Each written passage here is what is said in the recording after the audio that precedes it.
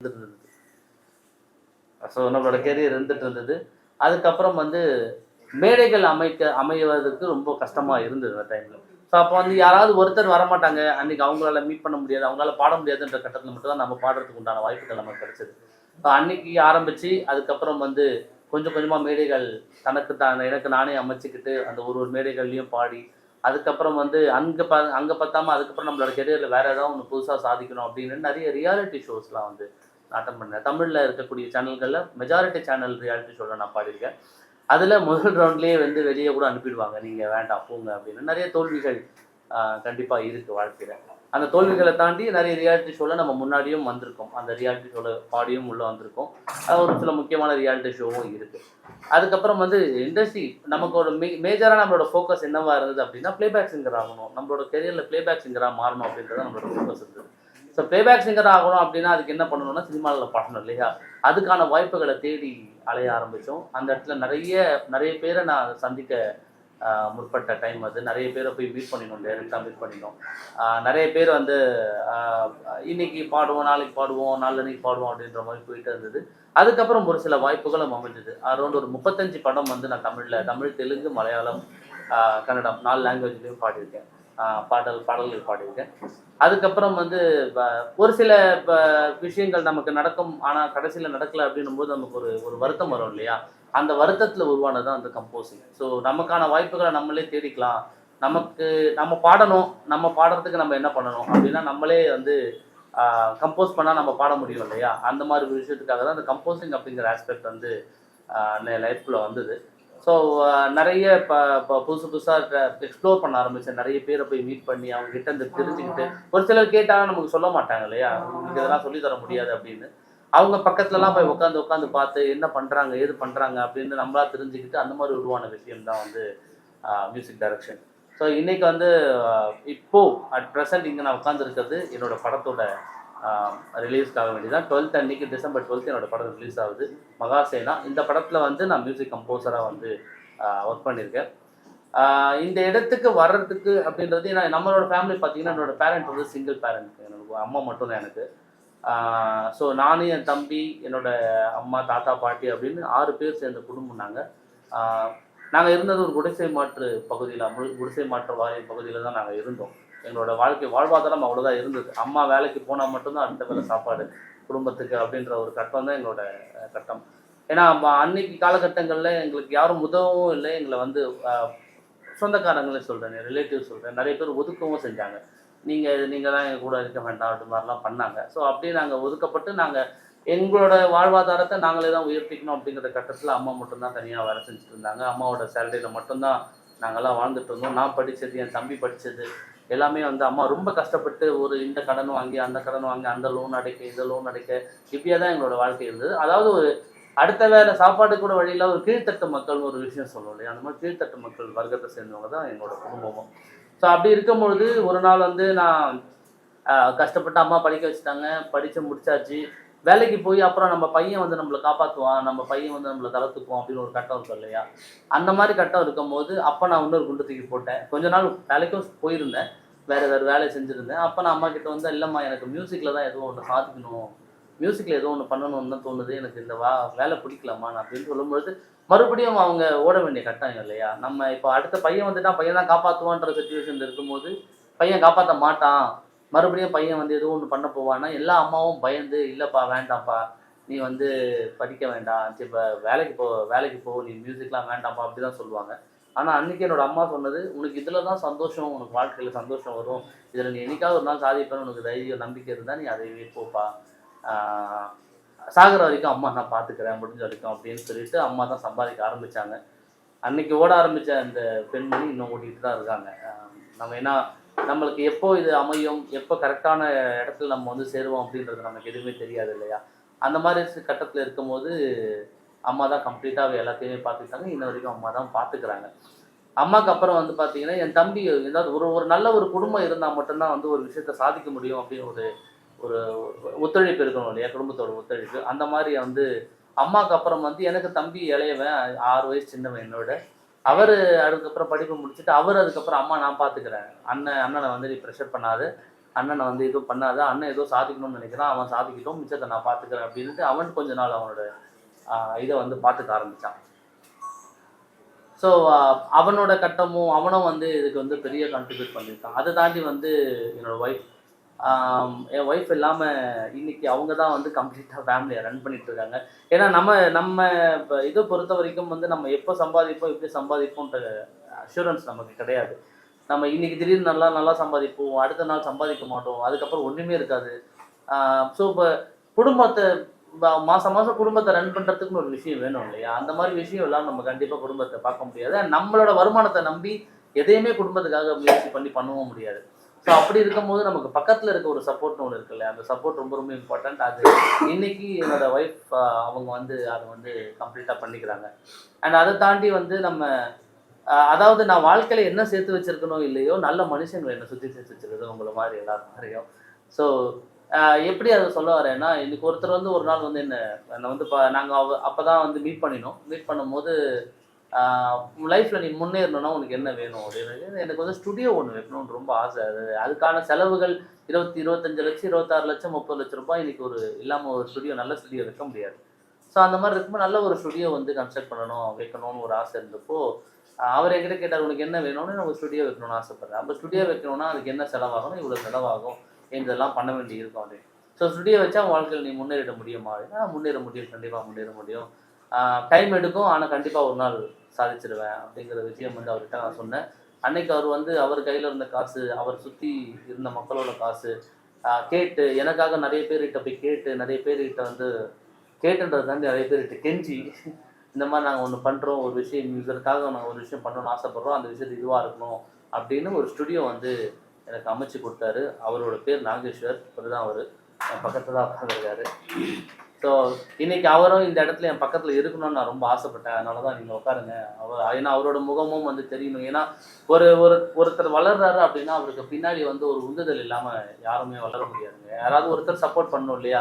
ஒன்று ஃபேமிலி சைட்லேருந்து சப்போர்ட் பண்ணணும், இல்லைனா வந்து ஃப்ரெண்ட்ஸ் சைட்லேருந்து சப்போர்ட் பண்ணணும், இல்லைனா வந்து நமக்கு வெல் விஷஸ் அவங்களாம் சப்போர்ட் பண்ணணும். அண்ட் இதெல்லாம் தாண்டி ஒட்டுமொத்தமாக ஒரு சப்போர்ட்டிவான ஒரு சர்க்கிளே நமக்கு இருக்குது அப்படிங்கிறது கடவுள் கொடுத்த வரமாக தான் நான் பார்க்குறேன். அந்த மாதிரி வரம் தான் இவரும் எனக்கு. ஸோ இன்னைக்கு நீங்கள் இங்கே உட்காந்துருக்க ஸ்டுடியோவும் வந்து எங்களோட என்னோட ஸ்டுடியோ தான். மடிப்பாக்கத்தில் இன்னொரு ஸ்டுடியோ, எங்களோட ஸ்டுடியோ ஒன்று இருக்குது. அந்த ஸ்டுடியோ தான் நாங்கள் மெயினாக கன்ஸ்ட்ரக்ட் பண்ணிட்டோம். அந்த ஸ்டுடியோவில் தான் இந்த மகாசேனா படமும் வந்து நடந்திருக்கு. ஸோ மக்கள் நீங்கள் தான் எல்லாருக்கிட்டையும் இதை வந்து கொண்டு போய் சேர்க்கணும். ஏன்னா எங்களை மாதிரி வளரும் கலைஞர்களுக்கு வாய்ப்புகள் கிடைக்கிறது அப்படிங்கிறது இன்னைக்கு வந்து ரொம்ப ரொம்ப கஷ்டமான ஒரு விஷயமா இருக்குங்க. ஒரு கட்டத்தில் வந்து வாய்ப்புகள் நிறைய கிடைச்சிது, ஆர்டிஸ்ட் கம்மியாக இருந்தாங்க. இன்னைக்கு வந்து ஆர்டிஸ்ட் நிறைய இருக்காங்க. நீங்கள் இப்போ என்னைய மாதிரி வந்து இடத்துக்காக ஒரு ஒரு ஆப்பர்ச்சுனிட்டிக்காக வெயிட் பண்ணுற எத்தனையோ music composers, singers, dancers, artist, நீங்கள் எவ்வளோ சொன்னாங்க, actress, directors, art directors, stunt டைரக்டர்ஸ்னு எவ்வளோ பேர் நம்ம இந்த டிபார்ட்மெண்ட்டில் எல்லா டிபார்ட்மெண்ட்லேயுமே வந்து திறமை நிறைய இருக்குது. ஆனால் அது வெளிக்கொண்டு வர்றதுக்கான ஒரு வழி இல்லை. ஸோ அந்த வழி எப்போ வரும் அப்படின்னா அது நமக்கு தெரியலை, நம்ம கெஸ் பண்ணவும் முடியல. ஏன்னா இப்போ ஒரு கம்பெனியில், கார்பரேட் கம்பெனியில் வேலை செய்கிறோம் அப்படின்னா அடுத்த ஒரு 5 வருஷத்தில் நான் வந்து ஒரு பொசிஷனுக்கு போயிடுவேன் அப்படின்னு நம்மளால் ஒரு நம்பகத்தன்மையாக ஒரு விஷயம் சொல்ல முடியும். ஆனால் இங்கே அது எப்போ நடக்கும், எப்படி நடக்கும், எப்போ கொண்டு வர முடியும், எப்படி கொண்டு வர முடியுன்ற அந்த இது வந்து யாருக்குமே தெரியல. ஸோ முயற்சிகளுக்காக போராடிட்டு இருக்கோம், அந்த வாய்ப்புகளுக்காக போராடிட்டு இருக்கோம். வாய்ப்புகள் கிடைச்சதுன்னா மட்டும்தான் எங்களோட திறமைகளையும் வந்து வெளியே கொண்டு வந்து காட்ட முடியும். ஸோ நீங்கள் எல்லாரும் தான் அந்த திறமையை, அந்த வாய்ப்புகளை எங்களுக்கு உருவாக்கி கொடுக்கணும். மக்கள் வந்து 12ஆம் தேதி டிசம்பர் வந்து படத்தை பார்க்கணும். இந்த படத்தை ஃபஸ்ட்டு சொல்லணும் அப்படின்னா, மகாசேனா எப்படி அமைஞ்சது அப்படின்னா, இதுக்கு முன்னாடி வந்து ராக்கதன்னு ஒரு படத்தில் நான் பாடியிருந்தேன். அந்த படத்தில் 4 பாட்டு. அந்த பாட்டு நம்ம ரியாஸ் கான் சார், அந்த வம்சி கிருஷ்ணன், நிறைய லீட் கேஸ்டிங் அந்த படத்தில் இருக்காங்க. அவங்க தான் வந்து அவங்களோட ரெண்டாவது படம் தான் இந்த படம். ஸோ டைரக்டர் பேர் வந்து தினேஷ் கலைச்செல்வன். இந்த பேர் வந்து அடுத்த கொஞ்ச நாளில் வந்து தமிழ் இண்டஸ்ட்ரியில் பெருசாக ஒழிக்கக்கூடிய ஒரு பேராக கண்டிப்பாக இருக்கும். ஏன் அப்படின்னா அவரோட தாட் ப்ராசஸ், அவரோட கதைக்களம் எல்லாமே அந்த மாதிரி அமைச்சிருக்காரு. அவ்வளோ திறமையான ஒரு கலைஞர். அவருக்கும் இதே நிலைமை தான், அவருக்கும் அந்த ஆரம்ப கட்ட பிரச்சனைகள் தான் எல்லாருக்கும். ஸோ அப்படி இருக்கும் பொழுது ராக்கதன் படம் வந்து முடிக்கிறாங்க. ராக்கதன் படம் முடிக்கும் பொழுது அந்த படத்தில் நான் வந்து 4 பாட்டு, அந்த பாட்டில் 3 பாட்டு நான் தான் பாடியிருக்கேன் அந்த படத்தில். அது வந்து படத்துக்கு மியூசிக் பண்ணவர் வந்து பிரவீன் குமார் அப்படின்னு. அவருக்கு அது ஃபர்ஸ்ட் படம். அதுக்கு முன்னாடி மேதக பண்ண 2வது படம், ராக்காதன் வந்து 2வது படம் அவருக்கு. அப்போ அவர் வந்து இந்த படத்துக்கு தான் ஃபர்ஸ்ட் அவர் தான் மியூசிக் டைரக்டராக கம்மிட் ஆகியிருந்தார்.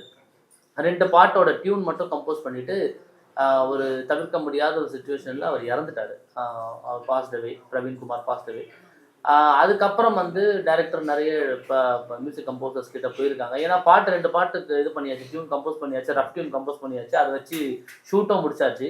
இப்போ ஃபர்தராக அந்த மியூசிக்கில் ஒர்க் பண்ணியும் ஆகணும் அண்ட் கம்ப்ளீட் பிஜிஎம் ஃபுல்லாகவே ஒர்க் பண்ணணும் அப்படிங்கிற ஒரு கட்டம் இருக்கும்போது நிறைய இடத்துல தேடி இருக்காரு. யாரும் வந்து அப்கமிங் மியூசிக் கம்போசர் பண்ணதுன்னா நான் எடுத்துக்க மாட்டேன் அப்படின்னு சொல்லி நிறைய இருந்திருக்கு. அண்ட் அதை தாண்டி வந்து அவர் ரொம்ப நாள் இதுக்கே வெயிட் பண்ணியிருக்காரு. நிறைய ப்ராப்ளமும் ஆயிருக்கு இந்த ஃபினான்ஷியலி அவருக்கு. ஏன்னா அஃப்கோர்ஸ் படம் முடிக்கணும் இல்லையா, சீக்கிரமாக முடிச்சாகணும், அந்த கட்டமும் இருந்திருக்கு. அப்போ ஒரு நாள் வந்து அவருடைய எண்ணத்தில் வந்து பிரவீன் வந்து என் பேரை சொன்னதாகவும் அவர் அதை வச்சு தான் என்கிட்ட வந்ததாகவும் வந்து அவர் என்கிட்ட சொன்னார். ஸோ ஒரு நல்ல நண்பன் வந்து உயிரோடு இருக்கும்பொழுது அவர் இருக்கும்பொழுது என்னை நிறைய படங்களில் அவரோட 4 படம் பண்ணியிருக்காரு. 4 படத்துலையுமே வந்து மேக்ஸிமம் சாங் நான் தான் பாடியிருக்கேன். ஸோ அப்படி இருக்கும்போது ஒரு பாடல்களும் சிங்கராகவும் என்னை அவர் நிறைய யூஸ் பண்ணியிருக்காரு. அவர் இப்போ இறந்ததுக்கப்புறம் என்னை மியூசிக் டைரக்டராகவும் மாற்றிட்டார். ஸோ இதுக்கு முன்னாடி ஒரு படம் பண்ணேன், அந்த படம் வந்து வெளி வரலை, அது வருமானம் தெரியல. ஸோ இது வந்து என்னோட official first debut movie in Tamil cinema அப்படியா தான் இந்த படம் வந்து இருக்க போகுது. நிறைய ஒர்க் பண்ணியிருக்கோம் இந்த படத்துக்காக. கம்ப்ளீட் கதையோட தளம் வந்து ரொம்ப அழகான ஒரு பிளாட், கம்ப்ளீட் பிளாட். நீங்கள் படம் பார்ப்பீங்க. எல்லாருமே அவ்வளோ உழைச்சிருக்காங்க. நம்ம விமல் சார், சிருஷ்டி மேம், அப்புறம் வந்து Mahima Gupta, Kabir Singh sir, Yogi Babu sir, John Vijay sir, இந்த மாதிரி பெரிய முக்கியமான நட்சத்திர பட்டாளங்கள் இந்த படத்தில் வந்து இருக்காங்க. நிறைய ஒர்க் பண்ணியிருக்காங்க. கம்ப்ளீட் ஷூட் ஃபுல்லாக வந்து பார்த்தீங்கன்னா இந்த டீப் ஃபாரஸ்ட்குள்ளே தான் வந்து ஷூட் பண்ணியிருக்காங்க. இந்த கூடலூர் தாண்டி அப்புறம் வயநாடு, வாகமன், இந்த மாதிரி முக்கியமான இடங்கள்ல தான் கம்ப்ளீட்டாக ஷூட் பண்ணியிருக்காங்க. எல்லாமே வந்து உங்களுக்கு வாய்ப்பு கொடுத்த ஒரு பாடம் இருந்தாருங்க. அது 2 சாங் பண்ணியிருந்தாருங்க. அந்த சாங் இருக்கா படத்துல? ஆமாங்க, அந்த பாட்டும் படத்துல மொத்தம் வந்து படத்துல 3 பாடல் இருக்குங்க. 3 பாடல் இருக்கு. 3 பாடலோட டியூனுமே வந்து பிரவீன் தான் பண்ணியிருக்காரு. ஸோ அவருக்கு நான் இப்போ நம்ம ஆடியோ லான்ச்சில் கூட நான் பண்ண விஷயம் அதுதான். நான் பாடுறதுக்கு முன்னாடி இந்த பாட்டை நான் ட்ரிபியூட் பண்ணுறேன் பிரவீனுக்கு அப்படின்னு சொல்லிட்டு. அண்ட் ஒரு ஃப்ரெஷ் மியூசிக் டைரக்டர் வரும்போது இன்னொரு மியூசிக் டைரக்டர் இருக்காரு அப்படின்னா நமக்கு அந்த வாய்ப்புகள் நம்ம பேர் பெருசாக வெளியே வராதோ அப்படின்ற பயம் இருக்கும் இல்லையா, அந்த பயம் எனக்கு இல்லை. ஏன்னா அவர் என்னோட க்ளோஸ் ஃப்ரெண்டு. அவர் இறக்கும்பொழுது நான் அவருக்கு பெருசாக எதுவும் என்னால் பண்ண முடியல. இந்த ஒரு படம் வந்து அவரோட பாடல் வச்சு நான் பண்ணும்பொழுது அவருக்கு அது பெரிய, அவர் எங்கே இருந்தாலும் அதை பார்த்து சந்தோஷப்படுவார்ன்ற ஒரு சந்தோஷம் எனக்கு இருக்குது. அதனால தான் வந்து ஃபஸ்ட்டு இப்போ நீங்கள் பேனரில் பார்த்தீங்கன்னாலும் ஃபஸ்ட்டு அவர் பேர் தான் மியூசிக்கு பிரவீன் குமார்னு போட்டிருக்கோம். பேக்ரவுண்ட் ஸ்கோர்னு போட்டு தான் என் பேர் பெற்றிருக்கோம். பாடல்களும் நான் அரேஞ்ச்மெண்ட்ஸ் ஃபுல்லாக நான் பண்ணினேன். ஆமாம், பேக்ரவுண்ட் ஸ்கோர் ஃபுல்லாக நான் பண்ணினேன். பாடல்களும் நிறைய அரேஞ்ச்மெண்ட்ஸ் நான் தான் பண்ணினேன். ஆனால் அவர் பேர் கண்டிப்பாக அவர் பேர் இருக்கணும் அப்படின்றதுனால நாங்கள் ரொம்ப கான்ஃபிடென்ட்டாக இதுவாக வச்சிருக்கோம். அந்த பாட்டோட டியூன் வந்து கம்போஸ் பண்ணது, ஆமாம், அது கம்போஸ் பண்ணது நம்ம அவர் பிரவீன் குமார் தான். அந்த பாட்டோட இனிஷியல் கம்போஸ் பண்ணியிருக்காரு. சந்தோஷமா பாடலாம் சார். யார் இங்கு வாழணும், யார் இங்கு மாலனும், யார் என்று யாரிடம் யார் கேட்பது, யார் ஆசையாகினும் யார் திசையாகினும் அவன் ஆசை நெஞ்சிலே யார் ஏற்பது, யாழீஸ்வரா யாழீஸ்வரா யாவுக்குமே நீஸ்வரா, சேனாவன் சேயோனவன் சேரும் இடம் யாழி சிவன், யார் இங்கு வாழணும், யார் இங்கு மாலனும், யார் என்று யாரிடம் யார் கேட்பது. ஸோ இந்த பாட்டை வந்து பாடினவர் வந்து நம்ம இப்போ வி எம் மகாலிங்கம் அண்ணா தான் வந்து பாடியிருக்காரு இந்த பாட்டை. இதை டியூன் கம்போஸ் பண்ணது வந்து பிரவீன் வந்து கம்ப்ளீட்டாக கம்போஸ் பண்ணிருக்கேன். இதுக்கு அரேஞ்ச்மெண்ட்ஸ் ஃபுல்லாக மட்டும் தான் நான் சப்போர்ட் பண்ணிருக்கேன். இந்த பாட்டு பாடி இருக்கீங்க, நான் யூடியூப்ல ப்ரொடியூஸ் பண்ணிக்கலாமா? ஒரு சின்னதா ஒரு மியூசிக் கட் ஆகும்போது எதுவும் பேச மாட்டீங்க, வளர்ந்த பிறகு காப்பிரைட்லாம் போட்டுறீங்க, யூஸ் பண்ணலாமா யூஸ் பண்ணக்கூடாது? சார் இது வந்து காப்பிரைட்ஸ் அப்படிங்கிறது வந்து நம்ம இப்போ ஒரு சேனலுக்கு கொடுத்துருக்கோம்ல சார், அவங்க மேஜரா டிசைட் பண்றதா. என்னன்னா இப்போ நீங்க பிரஸ் மீட்ல பாடிட்டீங்க, ஆமாங்க சரிங்களா, நாங்க இதை யூஸ் பண்ணலாமா யூஸ் பண்ணக்கூடாதா? ஏன்னா நீங்க அவங்க கிட்ட வந்து மியூசிக்கை கம்போஸ் பண்ணி நாங்க வந்து போட கிடையாது, பாட்டை தான் போட போறோம். ஆமாங்க. சரி, யூஸ் பண்ணா நீங்க காப்பிரைட் போடுவீங்களா?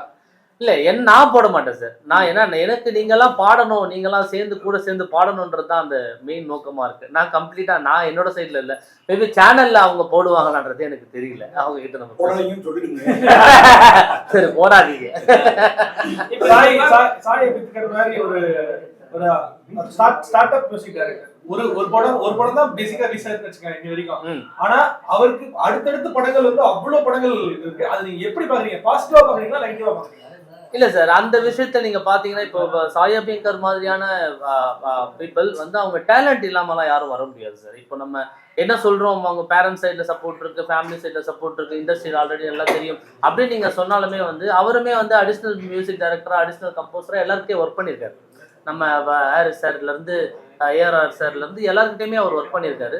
அப்படி இருந்துதான் அவர் இந்த இடத்துக்கு வந்திருக்காரு. ஸோ அவருக்கு டேலண்ட் இல்லாம இல்லை, மேபி அவருக்கு உண்டான வாய்ப்புகள் அவருக்கு கைகளில் ஈஸியா கிடைக்கிற மாதிரி இருந்திருக்கலாம், அவ்வளவுதானே தவிர்த்து டேலண்ட் இல்லைன்னா அந்த இடத்துல கண்டிப்பா நிற்க முடியாது.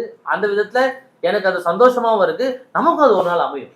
நமக்கு அமையாம இருக்க போறது இல்லை. ஏன்னா நம்ம மியூசிக்கு உண்மையா இருக்கும், நம்மளோட தொழிலுக்கு உண்மையா இருக்கும். அதுக்கு உண்மையா நம்ம என்ன பண்ணணும்னு பாக்குறோம். நீங்க ரொம்ப அம்மாவுக்கு உண்மையா இருந்தீங்க. அம்மா சாங் எதிர்பார்க்கலாமா இந்த படத்துல இருக்கா? இந்த படத்துல வந்து ஒரு பொண்ணு சாங் இருக்கு சார். அம்மா சாங் இந்த படத்துல கிடையாது. இந்த படத்துல வந்து ஒரு பொண்ணு அப்படின்ற ஒரு அம்மா சிங்கிள் பேரண்டா இருந்து வளர்த்தாங்க. அந்த விஷயம் நிறைய பேசுனீங்க. அந்த மாதிரி சகோதரரை பத்தி சொன்னீங்க. ஆமா, பல சென்டிமெண்ட் சாங்லாம் ரொம்ப குறைஞ்சிருச்சு. இல்ல அடுத்த படத்துல நாங்க பிளான் பண்ணிட்டு இருக்கோம். ஒரு அம்மா சாங் ஒண்ணு இருக்கு அடுத்த படத்துல, அது சீக்கிரமா வரும். இது உங்களுக்கு சம்பந்தமான ஒரு கேள்விதான். சொல்லுங்க. உங்க படம் சம்பந்தப்பட்டது இல்ல. சரி. இந்த சின்மை ஒரு போராட்டம் பண்ணிட்டு இருக்காங்களே, அது நியாயமா? அது நம்ம ரொம்ப நியாய தர்மம்லாம் ட்விட்டர்ல மட்டும் பேசுவாங்க. ஆனா பண்ணிட்டு இருக்கிறது ஒரு மியூசிக் டைரக்டர், அதாவது ஜிப்ரான் மாதிரி ஒரு மியூசிக் டைரக்டர் கம்போஸ் பண்ண பிறகு யாரோ சிலர் கருத்து தெரிவிச்சாங்கன்னு நீ ஜாதி படங்கள் எல்லா சைட்லயும் எடுக்கிறாங்க, எப்பயிலேருந்தே வந்துட்டு இருக்கு. ஆனா இந்த கொள்கை கோட்பாடுல எனக்கு உடன்பாடு கிடையாது, பாடி முடிச்சு காசை வாங்கிட்டு சொன்னா அவர் திருப்பி வேற ஆளை போட்டு எடுக்கிறேங்கிறாரு மோகன்ஜி. அப்படி எடுக்கிறப்ப அவருக்கு செலவாகும்ல, அந்த சின்மையை ஏத்துக்கணுமா இல்லையா? நீங்க சொல்லுங்க, இது நியாயமா? இதுக்கு என்ன ஒரு, ஏன்னா நீங்க ஒரு அப்கமிங் மியூசிக் டைரக்டர்ங்கிறப்போ நாளைக்கு நீங்களும் இந்த மாதிரி பிரச்சனையை ஃபேஸ் பண்ண வேண்டியிருக்கும். உண்மைதான். பொருளாதார ரீதியா இது பிரச்சனையான்னு கேட்டா ஆமாங்க. அது பொருளாதார ரீதியா வந்து இப்போ மறுபடியும் வந்து ஒரு பாட்டை வந்து ஒரு சிங்கரை வந்து பாட வைக்கிறோம், அதுக்கு மிக்ஸ் அண்ட் மாஸ்டரிங் ஒர்க் இருக்கு அப்படின்லாம் கேட்டிங்கன்னா அது வந்து நிஜமாலே ஒரு பிரச்சனையான விஷயம்தான். என்னோட கருத்து, ஏன்னா அவங்களுக்குள்ள என்ன வாக்குவாதம் இருக்கு, அவங்களுக்குள்ள என்ன பிரச்சனைகள் இருக்குன்னு நமக்கு தெரியாது. என்னோட கருத்து என்னன்னு கேட்டீங்கன்னா, நீங்க பாட வர்றதுக்கு முன்னாடி நம்ம தெரிஞ்சுக்கிட்டு தான் இப்போ பாட போறோம். அப்படின்னும் போது நம்ம அதை கான்சியஸா வேண்டாம், இப்ப எனக்கு இது வேண்டாம் அப்படின்னா நம்ம முன்னாடியே சொல்லிட்டோம்னு வச்சுக்கோங்களேன், எங்களை மாதிரி இப்போ கம்போசருங்களுக்கு அது ப்ராப்ளமா இருக்க போறது இல்லை. நம்ம முன்னாடியே நம்ம தெரிஞ்சுக்கலாம். இப்போ அவங்க பண்ணது சரியா தப்பான்ற விஷயம் விவாதத்துக்குள்ள போகாம நம்ம பாடுறதுக்கு முன்னாடி நம்ம இந்த விஷயம் தான் பண்ண போறோம் அப்படின்னு நம்ம கண்டிப்பா தெரிஞ்சிருக்கோம். இதை இப்போ ஒரு சின்ன விஷயம் சொல்லணும்னா, ஒரு கட்சி பாடல் ஒன்று பாட போறோம் அப்படின்னா பாடும்போது லிரிக்ஸ் நம்ம கையில இருக்கு, கண்டிப்பா லிரிக்ஸை நம்ம பார்ப்போம். லிரிக்ஸ்ல தாக்கமான இடங்கள் என்ன இருக்கா நமக்கு தெரியும் இல்லையா, பாடுறதுக்கு முன்னாடி நமக்கு தெரியும். அப்பவே நம்ம இல்லைங்க இது வேண்டாம் அப்படின்னு சொல்லிட்டோம்னா யாருமே தாக்கங்கள் ஒண்ணுமே கிடையாது. பாட்டு சூப்பரா இருக்கு. மோகன்ஜி படத்துக்காக மட்டுமே இது மாதிரி ஒரு விஷயத்த பண்றாங்களா? ஏன்னா நீங்க பாத்தீங்கன்னா அவங்க மீட் எதுவாக இப்ப சோசியல் மீடியால வந்தாவே அந்த மீட்டூல வந்து அவங்க அதான் பிரச்சனை வந்து ஸ்டார்ட் பண்ணி போவாங்க. இப்ப வந்து 2-3 பேர் வந்து கமெண்ட்ஸ், தவறான கமெண்ட்ஸ் கொடுத்ததுனால உடனே வந்து இது மாதிரி நான் பாடுறது தவறுன்னு சொல்றதெல்லாம் எந்த விதத்துல நியாயம்? பணம் வாங்கி கொண்டு இப்ப வந்து மோகன்ஜியே சொல்றாரு, என்னோட வருத்தம் என்னன்னா என் ப்ரொடியூசருக்கு நான் உண்மையா இருக்க முடியலையே அப்படின்றாரு. இது எந்த விதத்துல சரிப்படும்? இல்லை சார், இங்க நம்ம வந்து ஒரு காமன் ஆடியன்ஸா நம்ம பார்த்தோம்னா சார், இங்க வந்து ஜாதி ரீதிகளான பிரச்சனைகள் ஏதோ ஒரு இடத்துல ஏதோ ஒரு குட்டியா ஒரு விஷயம் இல்ல சார், அது பாட்டுல இல்ல. ஆமா, பட் ஆனா அந்த மாதிரி விஷயங்கள் இருந்துட்டு அந்த தாக்கங்கள் எங்கேயோ ஒரு இடத்துல இருக்கு. ஆனா இப்போ ஒரு எக்ஸாம்பிளுக்காக நான் இங்க சொல்றேன் சார், இந்த பதிவு பண்றதுக்காக நான் சொல்லல, ஒரு எக்ஸாம்பிளுக்காக சொல்றேன்னா, இப்போ வந்து நான் வந்து நான் பிராமின், இவர் வந்து பிராமின், நாங்க 2 பேர் சேர்ந்து தான் கம்பெனி ரன் பண்றோம், சரிங்களா? இப்போ எனக்காக வந்து சப்போர்ட் பண்றதுல நான் எனக்கு நான் பிராமின் தான் எனக்கு சப்போர்ட் பண்ணணும், எனக்கு வந்து இவங்க தான் சப்போர்ட் பண்ணணும் அப்படிங்கிற விஷயமே இங்க இல்லை. எனக்கு சப்போர்ட் பண்றது யாருன்னா பிராமின்ஸ் தான். பிராமின்ஸ், முஸ்லிம்ஸ், கிறிஸ்டியன்ஸ், இந்த மாதிரி எல்லா சாரார்களும் இப்போ எனக்கு இந்த படத்துக்கு நான் உழைக்கிறதுக்கு முக்கியமான பங்கு வகிக்கிறதுல பிராமினும் இருக்காங்க, முஸ்லிம்ஸும் இருக்காங்க, கிறிஸ்டியன்ஸும் இருக்காங்க. ஏன்னா அவங்க எல்லாம் சேர்ந்து தான் எனக்கு ஸ்டுடியோ வச்சு கொடுத்துருக்காங்க. ஸோ அப்படின்னு பார்த்தா இங்க அந்த மாதிரி கோட்பாடுகளே வந்து நம்ம பேச்சு வாக்கில் நம்ம சொல்லிட்டு போறோம் சார். நம்ம இங்க என்ன நீங்க ஒரு ஜாதிய ரீதியா பாக்குறீங்களா அப்படிலாம் நம்ம சொல்றோம். உண்மைக்கு உள்ள வந்து பாத்தீங்கன்னா அந்த மாதிரி விஷயங்களே இல்லை சார். நம்ம இங்க எல்லாருமே சமம் அப்படிங்கிற கோட்பாடு நமக்குள்ள எல்லாருக்குள்ளேயும் இருக்கு. அது ஏதோ ஒரு இடத்துல நம்ம ஒத்துக்கிறதுக்கு தயங்கிட்டு இருக்கோம். நம்ம அதை ஒத்துக்காம நம்ம அதை கன்ஃபர்ம் பண்ணிட்டோம்னு வச்சுக்கோங்களேன். ஆமாங்க அப்படிலாம் ஒன்றும் இல்லைங்க, நாங்கள் 2 பேர் ஃப்ரெண்ட்ஸ் தாங்க, ஒரு முஸ்லீம் ஃப்ரெண்ட்ஸும் ஒரு இந்து ஃப்ரெண்டும் வந்து நல்ல பெஸ்ட் ஃப்ரெண்ட்ஸாக இருக்காங்க. இது வரைக்கும் நம்ம பார்த்த நிறைய விஷயங்கள்ல இருக்கு. நம்ம புராண கதைகளில் பார்க்குற ஐயப்ப சாமிக்கு இவர் பாபா சாமி இருக்க மாதிரி, ராகவேந்திர சுவாமிக்கு வந்து ஒரு முஸ்லீம் வந்து இருக்க மாதிரி நிறைய நட்புகள் கூட நம்ம புராண கதைகள்லையுமே இருக்கு. ஸோ இங்கே ஜாதிய ரீதிகளான கோட்பாடுகள் நம்மளை தக்க வச்சுக்கிறதுக்காக பண்ற விஷயமா தான் இருக்கே தவிர்த்து அது வந்து உண்மைக்கு உள்ள இருக்கான்னு கேட்டீங்கன்னா அது இல்லைன்னா எனக்கு என்னோட இல்ல சார். அவங்கள சொல்லல சார், அதாவது நான் காமனா சொல்லிட்டு இருக்கேன் சார், எல்லாருமே ஃப்ரெண்ட்ஸ் தான், எல்லாருமே சமம் தான் இங்க அப்படிங்கிற கோட்பாடு தான் நல்ல. ஒரு இஸ்லாமியர் நிறைய இந்து கடவுளை பத்தி பாட்டு பாடிருக்காரு. எனக்கு எம்மதமும் சமுதாயம் வந்து எல்லாரும் பாக்குறாங்க அப்படின்றாரு. அப்போ ஒரு மோகன்ஜி ஜாதி படமே எடுத்திருந்தாலும் இப்ப பாரஞ்சித்து மாரி செல்வராஜ் எல்லாம் அந்த படம் தான் எடுக்கிறாங்க. இவங்க ஒரு குறிப்பிட்ட சமூகத்திற்கு எடுக்கிறாங்க, அவங்க எடுக்கிறாங்க. நீ ரெண்டாவது மோகன்ஜியை பத்தி நோன்னு அவரு இதுதாங்கிறது அவருடைய வலைதளம் எல்லாமே தெரியும். சின்மை இந்த வலை இதுல வந்து பயங்கரமா இருக்காங்க. அப்ப தெரியாமலா போயிருப்பாங்க இந்த தான் பாட போறோங்கிறது பாடிட்டு இன்னைக்கு 2 பேரும் எதிர்ப்பு தெரிவிச்சோன்னு சொல்றது இவ்வளவு செலவு பண்ணி இப்ப நீங்க சொல்றீங்க போராடி வந்திருக்கோன்னு. அப்படிதான் ஜிப்ரான் வந்திருப்பாரு, அப்படிதான் மோகன்ஜி வந்திருப்பாரு. ஒரு கிரௌட் ஃபண்ட்ல தான் எடுக்கிறாரு. அப்படிப்பட்டவருக்கு இந்த மாதிரி பாடி முடிச்சுட்டு பேசுறது தப்பு இல்லையா? நம்ம பண்ண தொழிலே இப்போ மனம் வந்து நான் பாடின அத்தனை சாமி பாட்டு தப்பு அப்படின்னு இப்ப சொன்னா அது எவ்வளவு தப்பா இருக்கும். அந்த மாதிரி தானே இருக்குது சின்மை சொல்றது. ஏன் கேக்குறேன்னா நீங்க ஒரு மியூசிக் டைரக்டர், நாளைக்கு உங்களுக்கு நம்ம இல்ல அது வந்து பொருளாதார ரீதியா பண்ணிருக்க கூடாதுன்றது என்னோட கருத்தா இருக்கு சார். நான் பொருளாதார ரீதியா மட்டும் தான் பாக்குறேன், இது ஜாதிய ரீதியா நான் பார்க்கல. ஏன்னா வந்து ஒரு பாட்டை நம்ம பாடிட்டு மறுபடியும் அந்த பாட்டை மறுபடியும் எடுக்கிறது அப்படிங்கிறது இன்னைக்கு சாதாரண விஷயம் கிடையாது சார். நிறைய செலவுகள் இருக்கு, அதுல நிறைய அவங்க இன்வெஸ்ட் பண்ண வேண்டியிருக்கு. அண்ட் ஒரு புதுசா வளர ஒரு இசையமைப்பாளர்னு வச்சுக்கோங்களேன், அவருக்கு அது எவ்வளவு பெரிய டாஸ்கா இருக்கும். ஏன்னா எங்களுக்கு வந்து பட்ஜெட் நீங்க பெருசா கொடுக்கப்படுறது கிடையாது சார். அதாவது நீங்க நம்ம இப்போ வரும்போது நம்ம இப்போ பேர் சொல்ல பெரிய பேர் சொல்ற மியூசிக் டைரக்டருக்குலாம் வந்து நீங்க என்ன பட்ஜெட் கோட் பண்ணாலும் அவங்க வந்து நம்ம கொடுக்கறதுக்கு தயாரா இருப்பாங்க.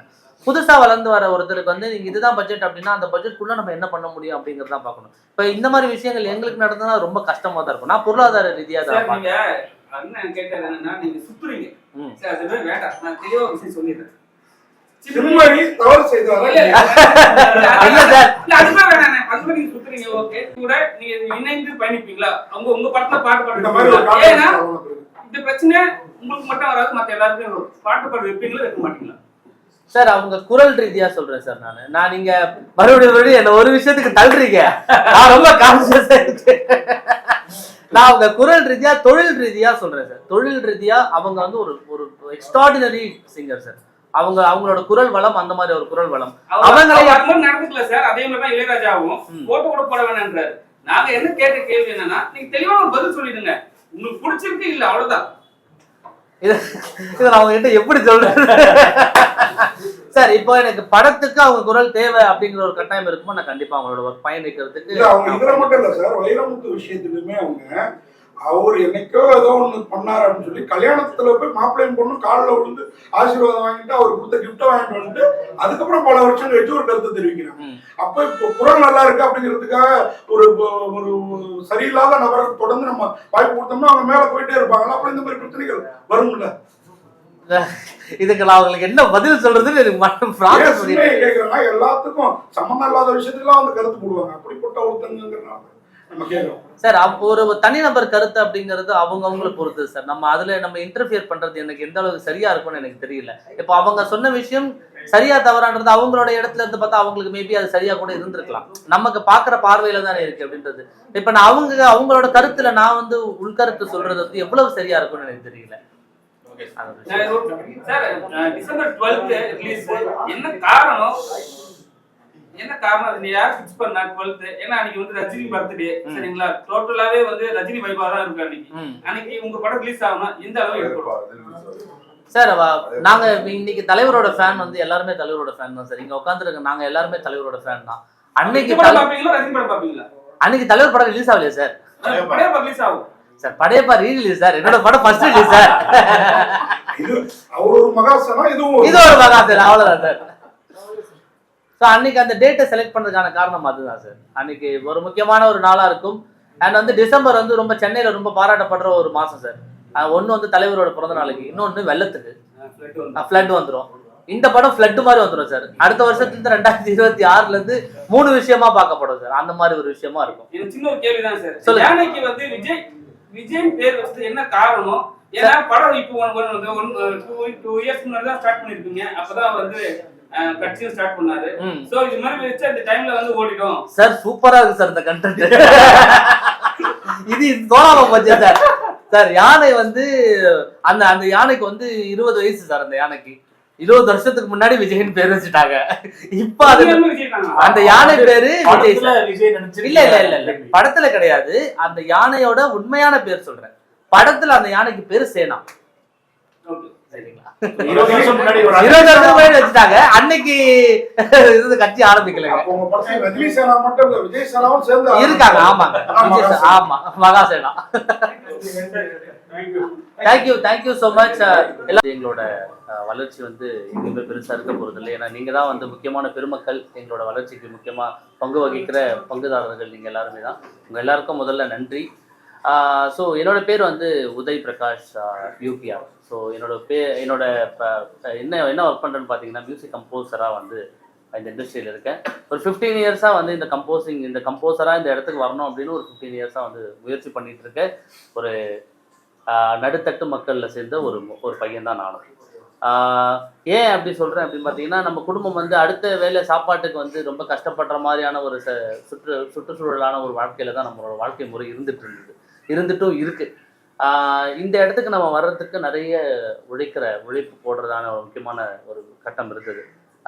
ஏன் அப்படி சொல்கிறேன்னா, நம்ம இனிஷியலாக என்னோட லைஃப் கெரியரை ஸ்டார்ட் பண்ணும்போது நான் சிங்கராக தான் ஸ்டார்ட் பண்ணினேன். ஸோ எனக்கு வந்து மிகப்பெரிய ப்ளேபேக் சிங்கர் ஆகணும், என்னோட கெரியரில் வந்து நிறைய பாடல்கள் என்னோட குரலில் ஒழிக்கணும் அப்படின்னு இண்டஸ்ட்ரிக்குள்ளே வந்தோம்னா, நம்ம அஃப்கோர்ஸ் நம்ம எஸ்பிபி சாரோட நிறைய பாடல்கள் கேட்டிருப்போம். அவரோட பாடல்களில் கேட்டு வளர்ந்த ஒரு ஆளாக தான் நான் இந்த இண்டஸ்ட்ரிக்குள்ளே வந்தேன்.